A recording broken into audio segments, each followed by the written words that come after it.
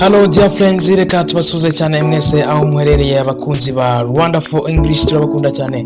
We are in the part of Tech Basics. Turi muri cya gice cya Tech Basics ibisanzwe kuri ino channel yacu, tukugezaho icyongereza, tugufasha kwiga icyongereza niba uri umuntu natives cyangwa se beginner ari bugitangira kukiga ukakimenya rwose. Hanyuma tukaba tugufitiye n'igice cya kabiri cya technology kikwigisha iby'ingenzi ukeneye kumenya ku bijyanye n'ikoranabuhanga. Uyu munsi tugufitiye agashya, birumvikana. Uyu munsi twagarutse kuri Android cyangwa se kuri iPhone cyangwa se kuri tablets n'izindi devices mobile birumvikana ukoresha. Tugiye kureba uburyo ushobora gufunga notifications cyangwa se amamenyesha igihe utabishaka. Birumvikana ko hari abantu mukoresha nyine ugasanga uri gukoresha interineti, application runaka iri kugenda yohereza amamenyesha menshi cyane, bikakuderanja ukabona ntabwo ari ibintu biri gusa neza. Bikaba atari ibintu byiza cyane. Application nka WhatsApp, Instagram, Facebook igenda yohereza message ziraza ijya kureba n'ibindi bitandukanye. So tugiye rero kureba uburyo ushobora kuzifunga ujya kureba message igihe wapanze kujya gukoresha application. Birumvikana, reka turebe uburyo ushobora kubikora mu segonda rero hano live kuri Wonderful English. Uti rero uzabikora gute? Uraza ujye muri application yawe ya setting cyangwa se ahantu hose unyura ugiye kuri setting, ushaka kuri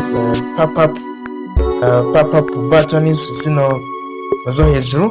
Hanyuma uraza kugira muri setting, uraza kureba ahantu handitse notifications, n'ubundi notifications uraza gukandaho notifications. Wamaze kugira udone wakanzeho, hanyuma then it is loading. Nimara kurodinga uraza kukwereka application yose ufite.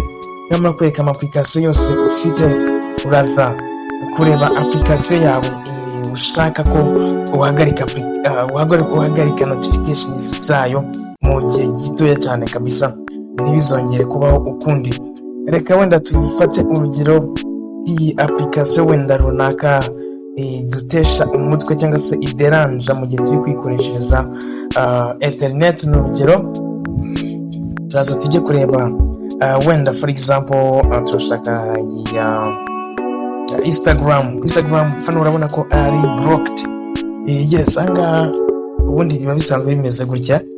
Hano haranditse ngo block all, cyangwa se ukaza kubona iyo nta kintu wayikoze waba ari ngo show silently on the lock screen n'ibindi bitandukanye ushobora kubona kuri application bitewe n'umwihariko wazo. Then uraza ugakanda kuri no buto yo hejuru, ukakanda kuri block all, ino buto yo hejuru, bya bindi byose byari bihasi bikaba biragiye. Icyo gihe notification ntago zizagaruka utabishatse, n'ubundi ugaruke ukande no buto wongere nyine bifungure. Ni ukuvuga ngo kugira ngo uzongere kubona message zo kuri Instagram mu gihe nyine uzaba ubyishakiye, si ngombwa ngo bajye bakumenyesha. For example wenda reka turebe indi application wenda yitwa for example iya Movies and TV. Naho uraza kubona komeza kuriya dushaka kuzibloka. Nimba iyi application ikunze kuderanja, bakanda ya buto niba birarangiye. Guys, nuko uko ushobora gufunga notification zawe mu gihe gitoya, ubundi nawe ukajya uryoherwa igihe uri gukoresha telefone yawe, nta bintu bya disturbing cyangwa se bihanjuma. Thank you so much kwigana natwe, kubana natwe. Yes, Wonderful English, turagukunda cyane. Subscribe, like and share, comments on this video, and then meet you soon on the next video. Love you so much, guys.